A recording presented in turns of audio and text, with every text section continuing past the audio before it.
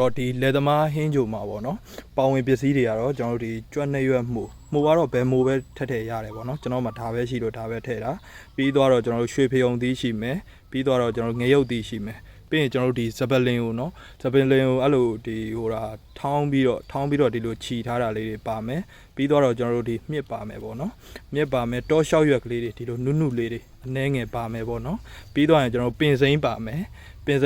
ကျွန်တော်တို့ဒါတွေကတော့ဒီအရွက်ဒီအသီးရွက်တွေကတော့ဒီလက်သမားဟင်းညိုမှာ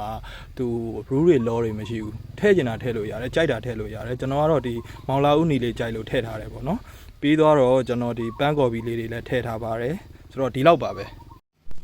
ဆိုတော့ကျွန်တော်တို့ပထမအဆင့်အနေနဲ့ပေါ့နော်ကျွန်တော်တို့ဒီ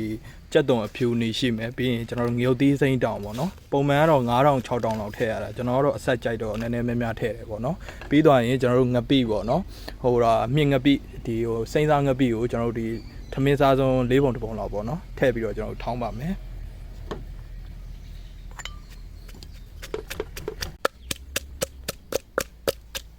ဒုတိယအဆင့်အနေနဲ့ကျွန်တော်တို့ဒီအိုးထဲကိုရေထည့်ပြီးတော့ကျွန်တော်တို့စူပွက်လောက်အောင်ကျွန်တော်တို့ထားရမယ်ပေါ့နော်ကျွန်တော်ကတော့လောဆယ်ကျွန်တော်ဒီချောင်းထဲမှာမြားရတယ်ကျွန်တော်ငါးလေးဒီမှာဒီငါးလေးတွေကျွန်တော်ထည့်ပြီးတော့ချိုးအောင်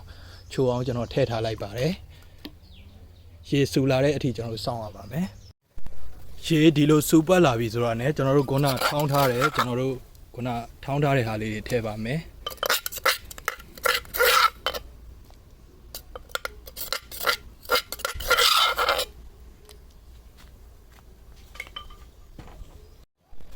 ပြီးသွားရင်ကျွန်တော်တို့ဒီအချိုမုတ်ကလေးနည်းနည်းလေးသုံးပါတယ်ချိုမုတ်လေးနည်းနည်းလေးသုံးတယ်ပြီးတော့ကျွန်တော်တို့ဒီစားထည့်တယ်ပေါ့နော်စားထည့်တယ်ပြီးတော့ကျွန်တော်ငပြားရေးထည့်ပါတယ်ငပြားရေးလေးထည့်ပြီး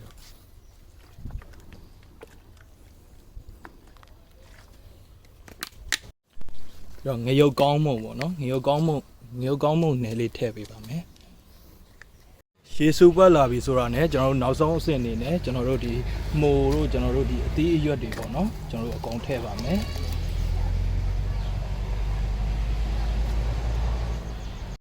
ပြီးတော့ကျွန်တော်တို့မှွေပြီးတော့ရေစူလောင်အောင်ကျွန်တော်တို့ထားပေးရမယ်ပေါ့နော်ရွှေဖယုံသီးတွေကျွန်တော်တို့မြက်တွေ